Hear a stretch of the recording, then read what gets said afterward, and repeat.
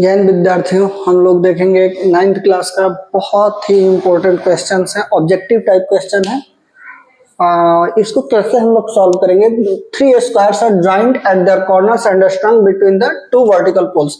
ये दोनों पोल जो है वो वर्टिकल है और इसके कॉर्नर्स है ना, दोनों पोल के कॉर्नर से 3 square corner to corner connected है और आपको इस x की वैल्यू फाइंड आउट करनी है। देखिए, इसको फाइंड आउट करने के लिए हम लोग क्या करेंगे, इसको पहले नेम देते हैं a b, इसको दे देते हैं c, इसको d e f g h i। अब बच्चे सोच रहे होंगे कि इसका और इसका नाम क्यों नहीं दिए। तो इसका नाम नहीं देने के पीछे रीजंस है कि हम ना इसको एक पॉलीगन के रूप में देखना चाहते हैं और पॉलीगन हम ऊपर वाले कॉर्नर से पॉलीगन नहीं बना रहे। हमारा पॉलीगन कैसे बन रहा है, A B C D E F G H I, और ये हमारे पॉलीगन बन गए। अब देखो यहाँ पे आपको पता होगा 8th क्लास में पढ़े होंगे sum of interior angle of polygon. Sum of interior angles of polygon क्या होते हैं, sum of interior angles of polygon. तो इसका वैल्यू होता है n-2 इंटू 180 डिग्री। तो इसके लिए सबसे पहले हमारे पास होने चाहिए कि how many sides in this figure.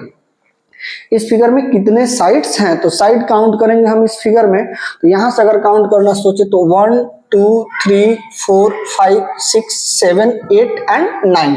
तो n की वैल्यू क्या हो गई, 9। n की वैल्यू क्या होगी हमारे पास, 9।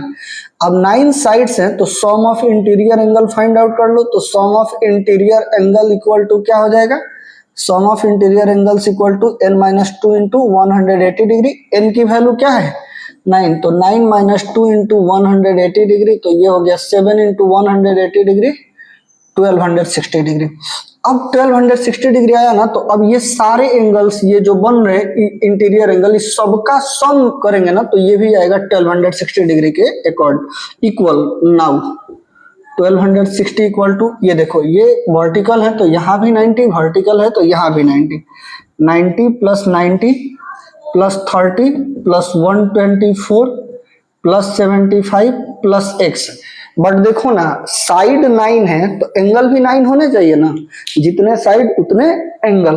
तो यहाँ एंगल 1 2 3 4 5 6 3 एंगल हमारे कहाँ गए, तो देखो यहाँ बन रहे हमारे 3 एंगल, एक यहाँ बनेगा, एक यहाँ बनेगा और यहाँ बनेगा।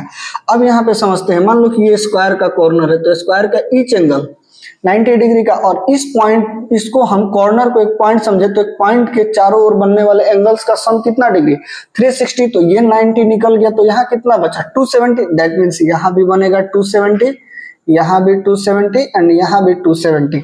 तो ये हो जाएगा 3 इंटू 270। 3 4 5 6 7 8 9, 9 साइड था, 9 एंगल हो गए। 1260 इस सब को ऐड करोगे तो आएगा 1219 और प्लस में x, आप इसको ऐड करके देख लेना। अब इसको 1260 इधर करोगे तो 1219 इक्वल टू x का वैल्यू आ गया 41 डिग्री। तो ये हो गया आपका करेक्ट आंसर। Thank you.